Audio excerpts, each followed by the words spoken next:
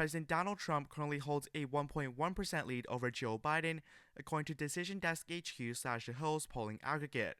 However, when you adjust the polls based on previous polling error in 2016 and 2020, Trump would actually hold a 4% lead over Joe Biden, which is extremely impressive because Biden won the 2020 popular vote by a margin of 4.5%.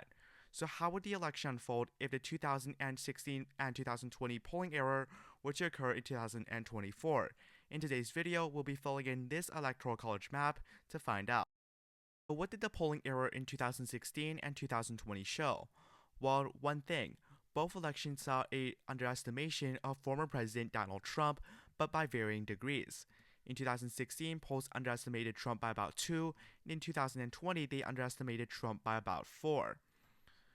In 2016, not all polls actually underestimated Donald Trump. There were a few states that did actually underestimate Hillary Clinton, and the Trump underestimations were really significant in only a couple of states, specifically mostly in the Rust Belt, Iowa, Minnesota, Michigan, Pennsylvania, and Wisconsin, the states that ultimately tipped the scale in favor of former President Donald Trump. However, in 2020, what we saw was consistent underestimation of the former president, in some cases by 10 points. That is a very significant error for polling that's supposed to be more modernized and more technologicalized by recent standards. Now let's fill in the safe states for both candidates. President Donald Trump is at 125, President Joe Biden is at 167. Now let's fill in the remaining states that are currently left blank in alphabetical order. Let's start off with the state of Arizona, where President Donald Trump currently holds a 4.2% advantage over President Joe Biden in the head-to-head matchups. However, the state also underestimated President Donald Trump in the previous polling, as he currently is expected to win the state by 6.3% after a 2.1% adjustment in favor of him. The state's polling is generally not that bad. 2% error is within the realms of possibility or the margin of error, but nevertheless here that is an overperformance for Donald Trump, about twice the margin he won the state by in 2016, which would be a pretty good performance because of the expanding population in Maricopa County, which is just booming in terms of population. So right now the state of Arizona is likely for Donald Trump. The next state here is the state of Colorado, where the polls have had Joe Biden up by 9.5% over the former president, who is at 40.8%, to the current president, who does maintain a majority. However, that is not quite as good for Biden, as he won the state with 55.4% of the vote back in 2020. Now, when you adjust it with the polling error here, you'll still see that Joe Biden is expected to win by 10.5%, which is not the best for the president, but not the end of the world for him. He is projected to win the state by a likely margin. Now going to the next state alphabetically, the state of Florida. In the state of Florida, a state that historically was extremely competitive, in 2000 decided by just 537 votes, in 2020 was decided by a margin of 3.3%, a very good performance for a Republican candidate or a Democratic candidate if Joe Biden was to have won the state by 3.3% in quite some time. Now, the state was expected to be extremely competitive, and going to Election Day, Joe Biden did have the edge in the state of Florida by a margin of about 2.5%. He lost the state by 3.3%. The state historically overestimates the Democratic Party by an average of about 4.2%, which when you calculate it in, gives Donald Trump a double-digit victory in the state of Florida, boosting him up to 166 electoral college votes. Next up, the state of Georgia, one of the most surprising flips in the 2020 election. Although many expected Joe Biden to win the states of Florida and North Carolina, the state of Georgia wasn't really on the radar for the Democratic Party, but they were able to flip it. Now Trump holds a 3.4% lead over Joe Biden, which is slightly less than his 2016 victory over Hillary Clinton, but still an impressive margin for the Republican candidate. The state of Georgia does recently have more accurate polls, with polls off by just over 1% in both 2016 and 2020, ultimately translating into a 4.6% lead for Donald Trump, boosting him up to 182 electoral college votes. Now, the next state here is the state of Iowa. Trump only has a 3.1% margin in the state of Iowa, in a state that he did win by 8% back in 2020. However, that is not to worry the Trump campaign. The state of Iowa generally has quite inaccurate results in terms of polling. What we saw in 2020 was that the state was quote-unquote in play for Joe Biden, while he lost the state by 8 in 2020. In fact, Trump is doing better than what he was doing in both 2016 and 2020 in the polling aggregate in the state, and the state is kind of messed up with this one Zogby poll with Trump plus 2, while the other polls have Trump plus about 10 or even a bit more. Ultimately, when you average it out, it's a 9.8% win for the former president, boosting him up again to 188 electoral college votes, where Joe Biden is now trailing at 177. Continuing to the state of Maine here, the next alphabetical state on this list. What we see currently is that Biden holds a 2.2% lead over Donald Trump in the state of Maine, with 5 polls taken into account. Not the best margin for Joe Biden because he won the state in 2020 by a margin of 9 points. However, things are going to get worse for the former vice president and current president, as he currently actually is trailing Donald Trump when you adjust the numbers from D plus 2.2 to R plus 2.1, giving Trump a lean advantage in the state, which would be quite unprecedented by all measures, but nonetheless here, that is what the current map does suggest. No Republican has won the state of Maine in several decades, which would be a very impressive achievement for the former president.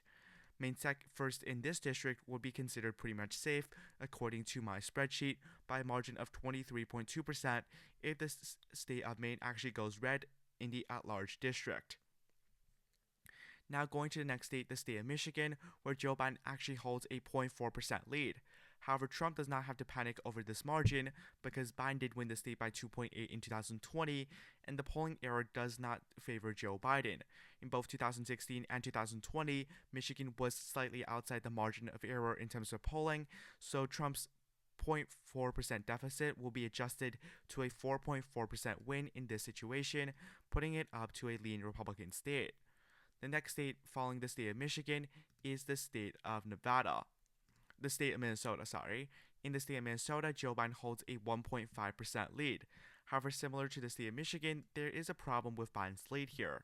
It's the fact that when you adjust it based on historic polling error, a 5.8% error back in 2016, and a 2.1% error back in 2020, what we see is that the Republican Party is actually up 2.5% when you adjust it based on that error. Again, not the most impressive result for the Republican Party.